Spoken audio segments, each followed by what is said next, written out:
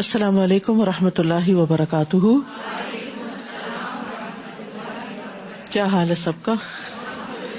نحمده ونصلی علی رسولہ الکریم، اما بعد فاعوذ باللہ من الشیطان الرجیم.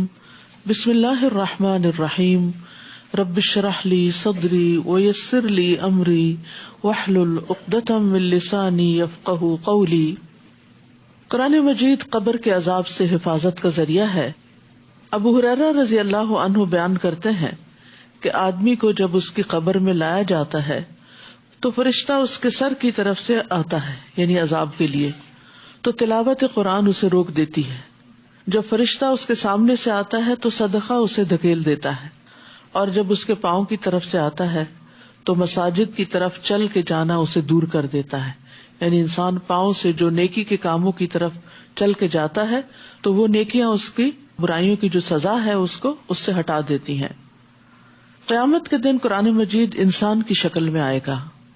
ابن بریدہ اپنے والد سے روایت کرتے ہیں، وہ کہتے ہیں کہ رسول اللہ صلی اللہ علیہ وسلم نے فرمایا، قیامت کے دن قرآن ایسے مرد کی شکل میں آئے گا جس کا رنگ اڑا ہوا ہوگا. اپنے پڑھنے والے سے کہے گا، میں وہی ہوں جس نے تجھے رات کو بیدار رکھا، جیسے تراویح وغیرہ پڑھنے میں، اور دن میں تجھے پیاسا رکھا، کیونکہ تلاوت کرتے وقت انسان کو پیاس بھی لگتی ہے. قیامت کے دن قرآن مجید سفارشی بن کر آئے گا. ابو امامہ باہلی رضی اللہ عنہ سے مروی ہے، وہ کہتے ہیں کہ میں نے رسول اللہ صلی اللہ علیہ وسلم کو فرماتے ہوئے سنا، قرآن کی تلاوت کرو، بلا شبہ قیامت کے دن یہ اپنے ساتھیوں کی سفارش کے لیے آئے گا. یعنی جو لوگ دنیا میں قرآن پڑھتے ہیں، قیامت کے دن وہ ان کی سفارش کرے گا. 15واں پارہ. اعوذ باللہ من الشیطان الرجیم. بسم اللہ الرحمن الرحیم. سبحان الذی اسری بعبدہ لیلا من المسجد الحرام الی المسجد الحرام إلى المسجد الأقصى الذي باركنا حوله لنريه من آياتنا إنه هو السميع البصير. شروع کرتی ہوں اللہ کے نام سے جو بے انتہا مہربان نہایت رحم فرمانے والا ہے. پاک ہے وہ ذات جس نے ایک رات اپنے بندے کو مسجد الحرام سے لے کر مسجد اقصی تک سیر کرائی، جس کے ماحول کو ہم نے برکت دے رکھی ہے، اور اس سے غرض یہ تھی کہ ہم اپنے بندے کو اپنی بعض نشانیاں دکھائیں. بلا شبہ وہ سننے والا اور دیکھنے والا ہے. آغاز ہوتا ہے سبحان الذی سے کہ اللہ پاک ہے، یعنی سننے والوں کو ایک عجیب و غریب خبر ملے گی کہ جس کو وہ حیرانی سے سنیں گے، لیکن حقیقت یہ ہے کہ جو چیزیں لوگوں کے لیے مشکل ہیں اللہ سبحانہ تعالیٰ کے لیے وہ کچھ بھی مشکل نہیں. اور ویسے بھی جس بارے میں اب گفتگو کی جائے گی وہ بات بہت ہی اہم بات ہے. کیا ہے وہ بات؟ اسریٰ بعبدہ لیلا من المسجد الحرام الی المسجد الاقصی، کہ وہ ذات اپنے بندے کو لے گئی راتوں رات مسجد حرام یعنی مکہ سے الی المسجد الاقصی، مسجد اقصی یعنی فلسطین کی طرف یروشلم میں. کیا ہے وہ جگہ؟ کیسی ہے وہ جگہ؟ الذی بارکنا حولہ، جس کے آس پاس کو ہم نے برکتیں عطا کر رکھی ہیں، کیونکہ وہاں پر زمین بھی بہت زرخیز ہے، وہاں کی قدرتی نہریں اور باغات اور پھل، اور اس کے علاوہ وہ انبیاء کا مولد و مسکن بھی رہی ہے. اس سفر کا مقصد کیا تھا؟ لنریہ من آیاتنا، کہ ہم اس کو یعنی اپنے بندے کو محمد صلی اللہ علیہ وسلم کو اپنی بعض نشانیوں میں سے دکھائیں. گویا دوسرے لفظوں میں یہ سفر ایک معجزہ تھا. انہ هو السمیع البصیر، بے شک وہ بہت سننے والا، بہت دیکھنے والا ہے، خوب دیکھتا ہے، بندوں کے حالات کو اچھی طرح جانتا ہے. ابو ہریرہ کہتے ہیں رسول اللہ صلی اللہ علیہ وسلم نے فرمایا، معراج کی رات بیت المقدس میں نے اپنے قدم اسی جگہ پر رکھے تھے جہاں پہلے انبیاء نے رکھے تھے. آپ صلی اللہ علیہ وسلم کو یہ سفر براق کے ذریعے کروایا گیا تھا. انس کہتے ہیں کہ معراج کی رات نبی صلی اللہ علیہ وسلم کے لیے براق لایا گیا جس کو لگام ڈالی ہوئی اور زین کسی ہوئی تھی. بس اس نے شوخی کی تو جبریل علیہ السلام نے اس سے کہا کیا تو محمد صلی اللہ علیہ وسلم سے ایسی شوخی کر رہا ہے؟ آج تک تجھ پر اللہ کے نزدیک ان سے زیادہ معزز کوئی بھی سوار نہیں ہوا.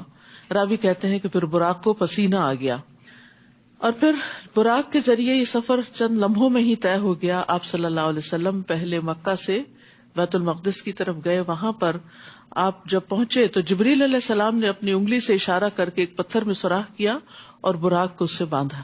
یہاں پر آپ نے تمام انبیاء کو نماز پڑھائی تھی جو اس بات کا سمبل تھی, ایک نشانی تھی کہ محمد صلی اللہ علیہ وسلم تمام انبیاء کے امام ہیں, امام المرسلین ہیں.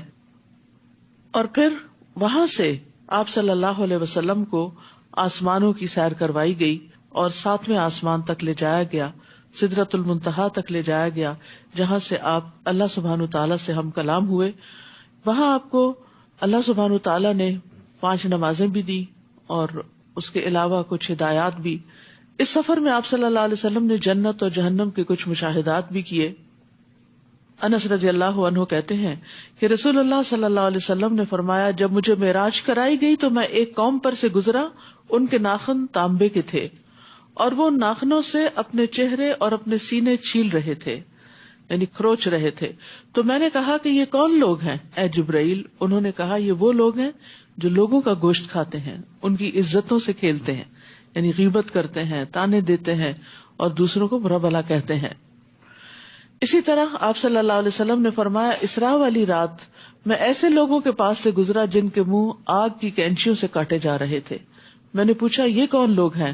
بتایا گیا یہ دنیا کے خطیب ہیں جو لوگوں کو نیکی کا حکم دیتے تھے اور اپنے آپ کو بھول جاتے تھے, اور یہ کتاب کی تلاوت کرتے تھے اور سمجھتے نہ تھے, یعنی یہ نہیں سمجھتے تھے کہ یہ ہمارے اپنے عمل کے لیے بھی ہے.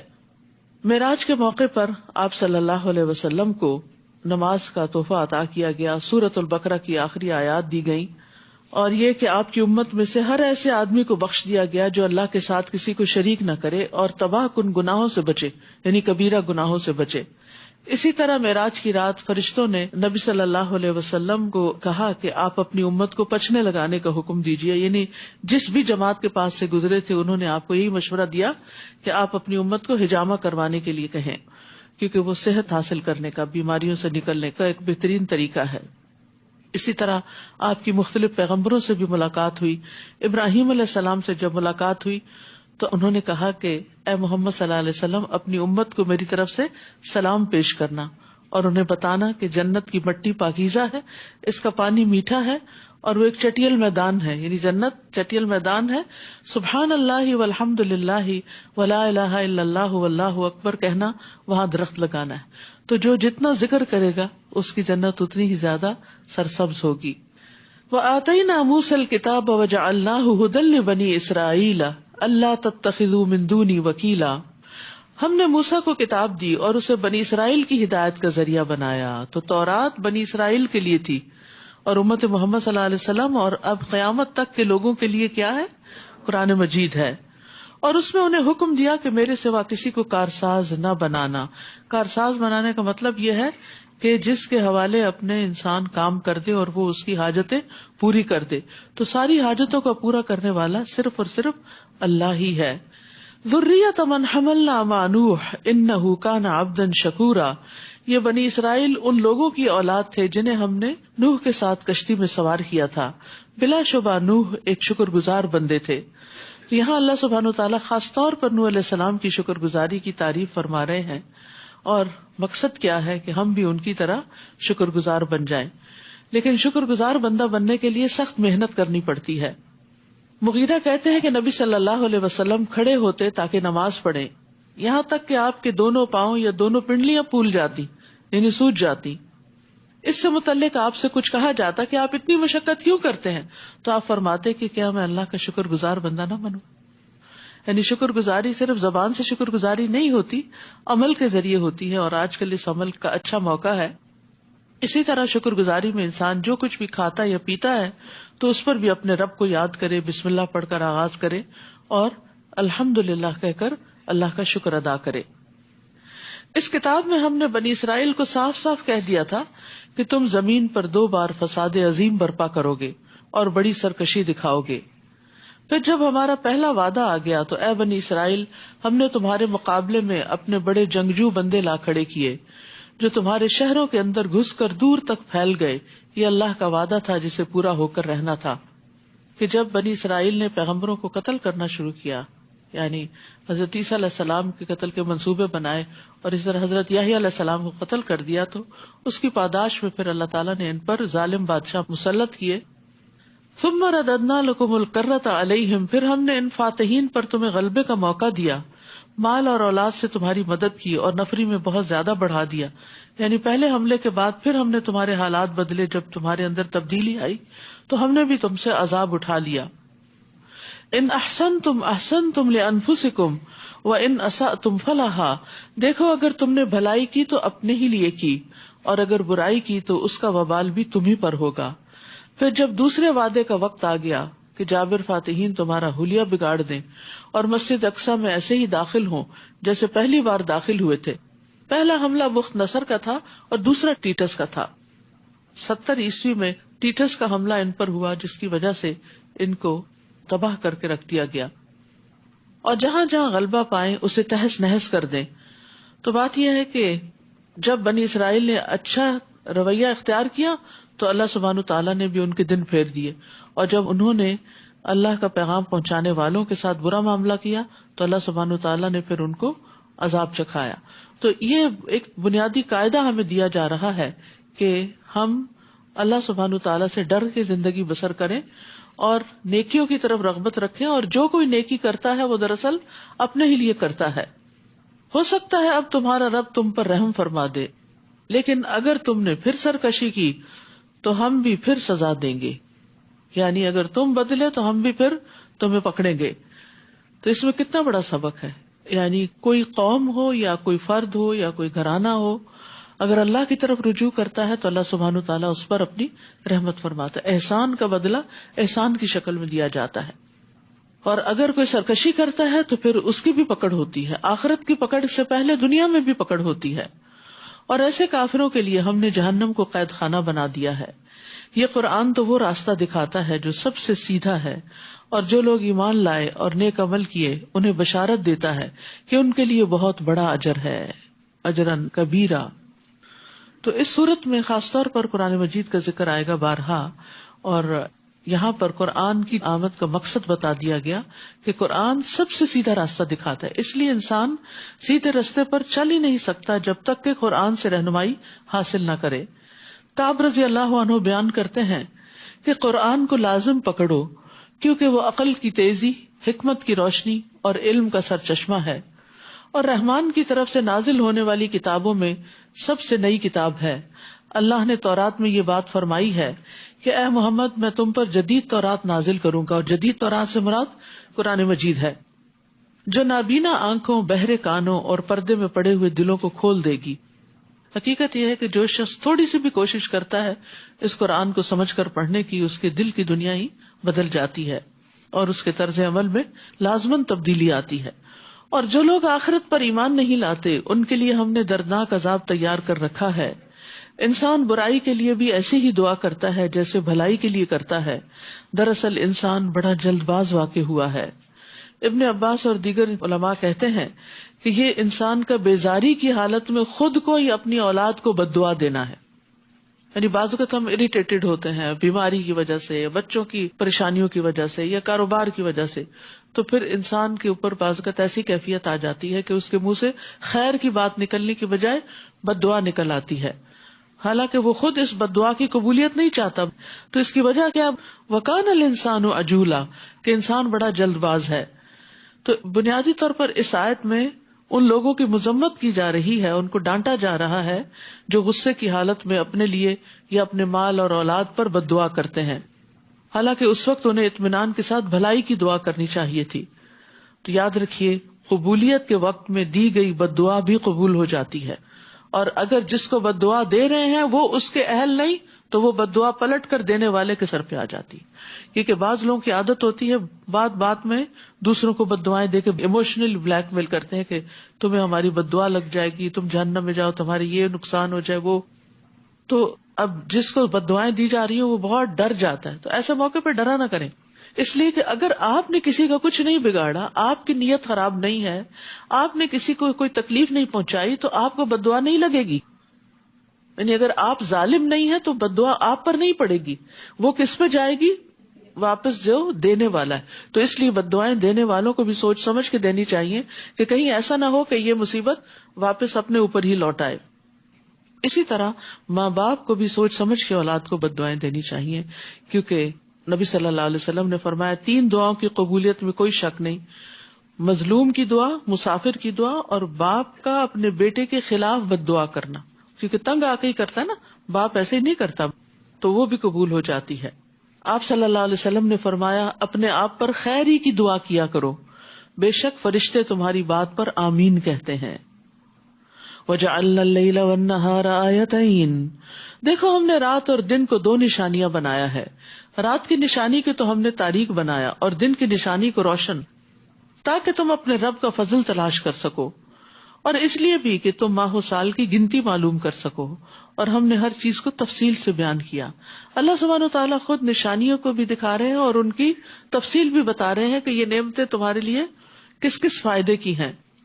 تو ان نعمتوں کو پا کر, ان نشانیوں کو دیکھ کر انسان کو سبق حاصل کرنا چاہیے اور رب کا شکر گزار بننا چاہیے. وَكُلَّ إِنسَانٍ أَلْزَمْنَاهُ طَائِرَهُ فِي عُنُقِهِ وَنُخْرِجُ لَهُ يَوْمَ الْقِيَامَةِ كِتَابًا يَلْقَاهُ مَنشُورًا.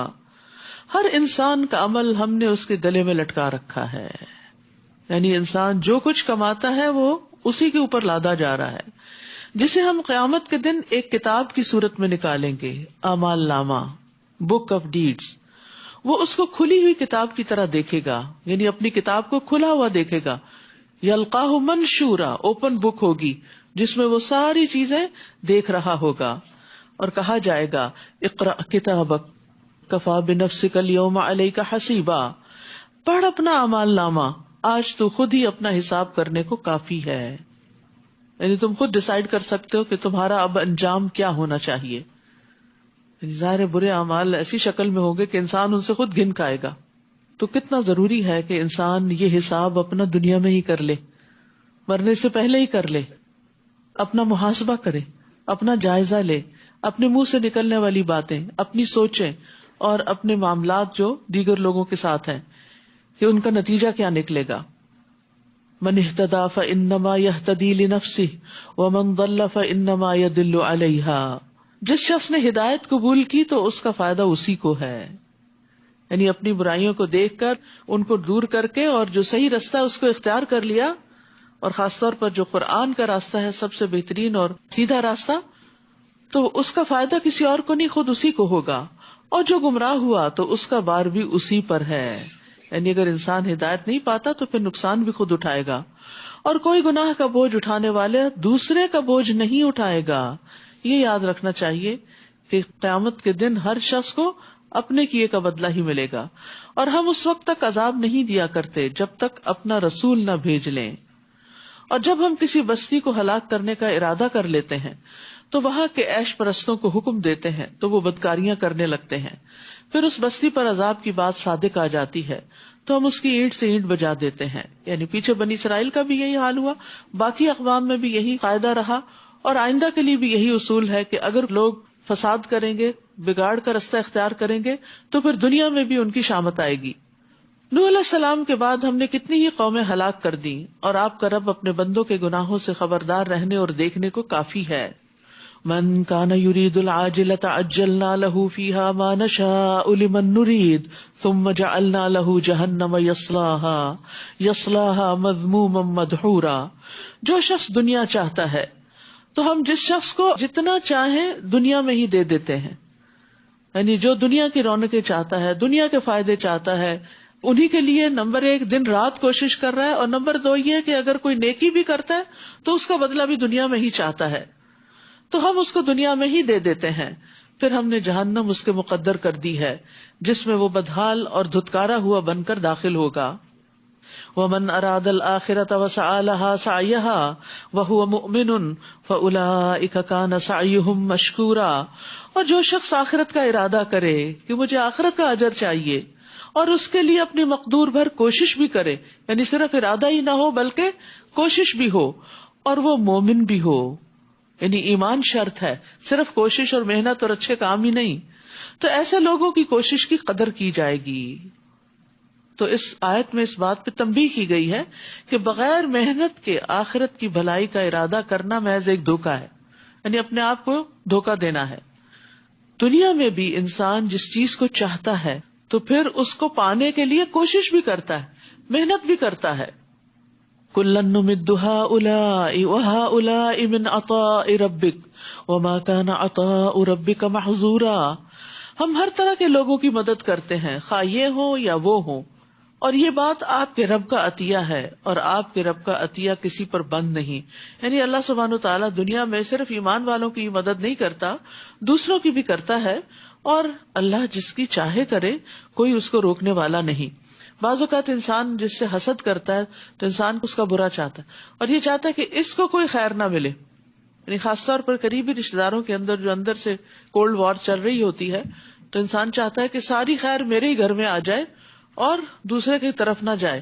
لیکن ظاہر ہے کہ خیر کا بانٹنے والا تو اللہ ہے، کسی کے چاہنے سے کیا ہوتا ہے، اور کسی کے بدخواہی سے بھی ضروری نہیں کہ کسی کو نقصان ہی پہنچ جائے، ضروری نہیں کہ کوئی آپ سے حسد کرے تو آپ برباد ہی ہو جائیں. بہت سے لوگ حسد میں پھر اور آگے بڑھ جاتے ہیں اور جادو وغیرہ کرنے لگتے ہیں اور فساد شروع کر دیتے ہیں زمین میں. تو ایسے سارے لوگوں کو یاد رکھنا چاہیے کہ جو کسی کے لیے کنواں کھودتا ہے وہ خود اس میں گرتا ہے. دیکھو ہم نے کیسے ایک کو دوسرے پر فضیلت دی ہوئی ہے، اور آخرت میں دوسری قسم یعنی آخرت چاہنے والوں کے درجات زیادہ اور فضیلت بھی بڑی ہوگی. وَلَلْآخِرَةُ أَكْبَرُ دَرَجَاتٍ وَأَكْبَرُ تَفْضِيلًا. ایک وہ ہے جو دنیا کا ارادہ کرتا ہے، اور ایک وہ ہے جو آخرت چاہتا ہے. جو آخرت چاہتا ہے وہ بڑے درجات پائے گا، اور اس کے بارے میں آتا ہے کہ جنت کے 100 درجے ہیں، اور ان کے درمیان کا فاصلہ ایسا ہی ہے جیسے زمین اور آسمان کا فاصلہ ہو. اور فردوس اس کا اعلیٰ ترین درجہ ہے، اس سے جنت کی 4 نہریں نکلتی ہیں. اس کے اوپر رب کا عرش ہے. جب بھی تم اللہ سے سوال کرو تو اس سے جنت الفردوس مانگو. اللہم انا نسألک الجنت الفردوس الاعلی. لا تجعل مع اللہ الہا آخر فتقعد مذموما مخذولا. اللہ کے ساتھ کوئی دوسرا الہ نہ بنانا، ورنہ تم بدحال اور بے یار و مددگار بیٹھے رہ جاؤ گے. یعنی کوئی تمہاری مدد کو نہیں آئے گا، کیونکہ اللہ کے سوا کوئی اور الہ ہے ہی نہیں، کوئی رازق ہے ہی نہیں، کوئی مالک ہے ہی نہیں، کسی کے پاس اختیارات ہیں ہی نہیں، کوئی کچھ دینے کے قابل ہی نہیں. لہٰذا تم اللہ کو چھوڑ کر کسی اور کی طرف مت راغب ہو. اپنی ساری توجہ، اپنی رغبتیں، اپنی تمنائیں، اپنی فریادیں سب کی سب اللہ کے سامنے رکھو. وَقَضَىٰ رَبُّكَ أَلَّا تَعْبُدُوا إِلَّا إِيَّاهُ. آپ کے رب نے فیصلہ کر دیا ہے کہ تم اس کے علاوہ کسی اور کی عبادت نہ کرو، اور والدین کے ساتھ اچھا سلوک کرو. اگر ان میں سے کوئی ایک یا دونوں تمہارے سامنے بڑھاپے کی عمر کو پہنچ جائیں تو انہیں اف تک نہ کہو، نہ ہی انہیں جھڑکو، اور ان سے بات کرو تو ادب سے کرو. یہاں بڑھاپے کی حالت کو خاص کیا گیا ہے کیونکہ اس وقت ماں باپ کمزور ہو چکے ہوتے ہیں، اولاد جوان ہو چکی ہوتی ہے. جوان لوگوں کے خواہشات اور جذبات اور طریقہ کار کچھ اور ہوتا ہے، بوڑھے لوگوں کا طریقہ کچھ اور بدل چکا ہوتا ہے اپنے تجربات کی روشنی میں یا اپنی کمزوری کی وجہ سے. تو پھر دونوں کے چونکہ مقاصد فرق ہوتے ہیں، طریقے فرق ہوتے، تو کلیش بہت ہونے لگتا ہے. تو ایسے میں ماں باپ نہیں جھک سکتے، ان میں تبدیلی کی مت سوچو، کیونکہ وہ تو بڑے ہو چکے ہیں، وہ تو پکے ہو چکے ہیں، وہ تو مضبوط درخت بن چکے ہیں. اب اگر آپ چاہو کہ ان کو ڈھال لیا جائے، ان کو جھکا لیا جائے اور ان کی عادتیں بدل لی جائیں تو یہ نہیں ممکن. تو اس لیے ضروری ہے کہ اولاد اپنے اندر نرمی پیدا کرے، اولاد ان کے آگے جھکے. اور یہاں اف 2 حرفی کلمہ ہے جو انتہائی ناپسندیدگی اور بیزاری کے وقت انسان کے منہ سے نکلتا ہے. اف، پھر وہی بات، اف، پھر اسی کام کے لیے بلا لیا. تو اس کو بھی منع کر دیا گیا. تو پھر اگر اف منع ہے تو پھر لمبی چوڑی نصیحتیں ماں باپ کو اور جھگڑے اور بدتمیزی اور بد اخلاقی کی تو کہیں بھی گنجائش نہیں. یاد رکھیے بڑھاپے میں والدین کو ستانے والا جنت سے محروم رہے گا. ابو ہریرہ سے روایت ہے کہ نبی صلی اللہ علیہ وسلم نے فرمایا اس کی ناک خاک آلود ہو، پھر اس کی ناک خاک آلود ہو، پھر اس کی ناک خاک آلود ہو. پوچھا گیا اللہ کے رسول کس کی؟ آپ نے فرمایا جس نے اپنے والدین یا ان میں سے کسی ایک کو بڑھاپے میں پایا پھر وہ ان کی خدمت کر کے جنت میں داخل نہ ہوا. تو خاص طور پر بڑھاپے میں والدین کی خدمت کرنا جو ہے وہ جنت میں لے جانے والے کاموں میں سے ایک کام ہے. اور دوسری طرف والدین کا نافرمان جنت میں داخل نہیں ہوگا. رسول اللہ صلی اللہ علیہ وسلم نے فرمایا 3 آدمی جنت میں نہ جائیں گے اور نہ ہی قیامت کے دن اللہ ان کی طرف نظر ڈالے گا. والدین کا نافرمان، مردوں کی مشابہت اختیار کرنے والی عورت، اور دیوس. دیوس وہ مرد ہوتا ہے جس کے اندر کوئی غیرت نہیں ہوتی کہ اس کی ماں یا بہن یا بیٹی کوئی حرام کاریاں کر رہی ہے تو اس کو وہ بادر ہی نہیں کرتا، وہ اس کو لیٹ گو کرتا ہے. اسی طرح والدین کو رلانا بھی کبیرہ گناہوں میں سے ہے. وَاخْفِضْ لَهُمَا جَنَاحَ الذُّلِّ مِنَ الرَّحْمَةِ، اور ان پر رحم کرتے ہوئے انکساری سے ان کے آگے جھکے رہو. والدین کے آگے ہمبل رہو، جھکے رہو، اور ان کے حق میں دعائیں کرو. وَقُلْ رَبِّ ارْحَمْهُمَا كَمَا رَبَّيَانِي صَغِيرًا، کہ اے رب ان پر رحم فرما جیسا کہ انہوں نے بچپن میں مجھے محبت و شفقت سے پالا تھا. تو یہاں ان پہ رحم کرتے ہوئے یعنی رحمت و شفقت کی نظر سے ان کو دیکھو، غصے سے مت دیکھو، انکساری سے آگے جھکے رہو اور ان کے لیے دعائیں کرو. اور پھر یہ ہے کہ کندھے جھکا کے رکھو، یعنی اپنا پوسچر بھی ایسا رکھو کہ جس سے تکبر ظاہر نہ ہو بلکہ عاجزی، کہ آپ ماں باپ کے آگے جھکے ہوئے. بعض اوقات یہ ہوتا ہے کہ اولاد زیادہ قابل ہو جاتی، ماں باپ بڑھاپے میں پہنچ کر پڑھ لکھ کر بھی سب کچھ بھول جاتے، تو اولاد جو ہے وہ جب جوان ہوتی ہے اور جان پکڑتی ہے تو پھر وہ ماں باپ سے بھی آگے نکلنے لگتی ہے.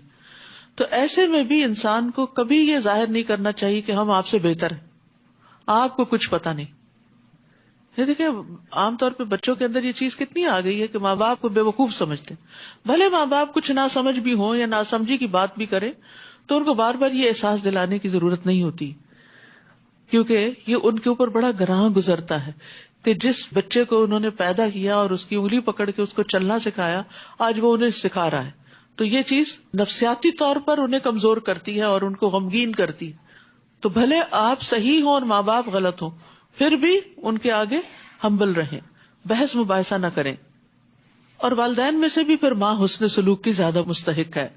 ابو ہریرہ کہتے ہیں کہ ایک آدمی رسول اللہ صلی اللہ علیہ وسلم کی خدمت میں حاضر ہوا اور عرض کیا یا رسول اللہ میرے اچھے سلوک کا سب سے زیادہ حقدار کون ہے؟ آپ نے فرمایا کہ تمہاری ماں. اس نے پھر پوچھا، آپ نے پھر وہی جواب دی، پھر پوچھا، تیسری بار بھی آپ نے وہی جواب دیا، چوتھی بار آپ نے کہا تمہارا باپ.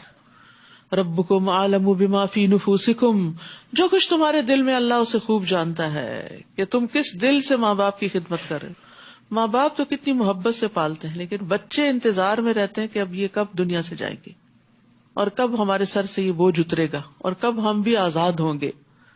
تو جو تم دلوں میں سوچتے ہو اللہ اس کو بھی خوب جانتا ہے، اس بارے میں یا کسی اور بارے میں. چونکہ یہ پیچھے ماں باپ سے متعلق بات سے ہی ریلیٹڈ ہے، اس لیے سب سے پہلے اسی کانٹیکسٹ میں اس کو دیکھنا چاہیے. اگر تم صالح بن کر رہو تو وہ ایسے رجوع کرنے والوں کو معاف کر دینے والا ہے. یعنی دل کے خیالات تو اوپر نیچے ہوتے ہی رہیں گے لیکن اگر تمہارا طرز عمل اچھا ہے، تم عملی طور پر صالح ہو، نیک ہو، تو پھر جو رجوع کرے گا یعنی اپنی غلطی سے توبہ کر لے گا اللہ تعالیٰ اس کو معاف کر دے گا. یعنی انسان کو جب احساس ہوتا ہے کہ وہ غلط سوچ رہا ہے یا اس کے منہ سے غلط بات نکل گئی ہے تو پھر وہ پلٹ کر اپنا رویہ اچھا کر لیتا ہے تو اس کی غلطی بھی معاف ہو جاتی ہے.